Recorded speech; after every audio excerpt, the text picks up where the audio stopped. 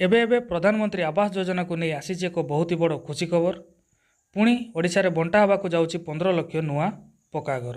ए नहीं सूचना प्रदान करिसेंती मुख्यमंत्री मोहन चरण माझी। तो कौन रही संपूर्ण अपडेट, क्यों माने यही पक्का घर पाइबे, केबे सुद्धा पाइबे जानापी भिडियोटी को प्रथम शेष पर्यंत देखंतु। भिडियोटी जदि भल लगे ताले भिडियोटी को गोटे लाइक करदेवे। चैनल रे नुआ थिले एबे ही चैनल को सब्सक्राइब करी पाखरे थिबा नोटिफिकेशन आइकन को ऑल रे सिलेक्ट करदेवे, जहाँफल कि यही भाया नुआ नुआ इनफॉरमेशन तथ्य सर्वप्रथम आपण आम चैनल माध्यम जानिबार सुजोग पाइपर। तो बंधुगण, ओडिशा को मिल 15 लाख पक्का घर प्रधानमंत्री आवास योजना रे आउ 15 लाख हिताधिकारी माने पाइबे पक्का घर। ए नहीं पंचायती राज मंत्री रवि नारायण नायक घोषणा करिसेंती। वर्षा दिन पर मिल प्रधानमंत्री आवास योजना रे घर। प्रथम किस्ती रे राज्य को आसिबो 5 लाख घर।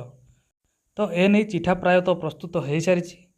गोटे घरे जदि बाप आ पुओ 2 जण रहुथिबे एवं सेमाने अलग अलग रहुथिबे, सेमानकु मध्य प्रधानमंत्री आवास योजना रे पक्का घर दबाकू योजना करुचंती सरकार। तेबे पंचायती राज मंत्री कहिसेंती जे भारतीय जनता पार्टी तार संकल्प पत्र रे 15 लाख योग्य हिताधिकारी मानकू प्रधानमंत्री आवास योजना रे पक्का घर देव बोली उल्लेख करथिला।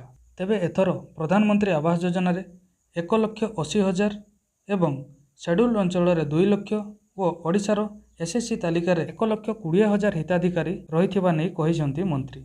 तेबे केंद्र तरफरु प्रथम पर्याय रे राज्य को 5 लाख घर मिलवा को जाउची। तेबे एही एसएससी तालिका रे एसएससी तालिका रे जो माने रहिसेंती तांको भलो भाबरे निरीक्षण करा जिवो। प्रकृत रे जो माने एही तालिका रे अछंती सेमाने घर पाइबा को योग्य कि नाही ताहा तदंत हेबो। तदंत हेई सारिबा परे योग्य गरीब परिवारंकु प्रधानमंत्री आवास योजना रे मिलिबो पक्का घर। सेतिपई पंचायती राज ऑफिसर माने ग्राम सभा रे निष्पत्ति नेबे एवं खूब शीघ्र ओडिशा रे मिलिबा को जाउची 15 लाख पक्का घर। प्रथम किस्ती रे मिलिबो 5 लाख प्रधानमंत्री आवास योजना रे पक्का घर। अधिक जानिबा पई आम चैनल सहित जोड़ी हे रुहंतु एवं एही वेबसाइट रो लिंक मध्य मु डिस्क्रिप्शन रे देई देछि। से लिंक रे विजिट करी मध्य आपण सब तथ्य पाई परिबे।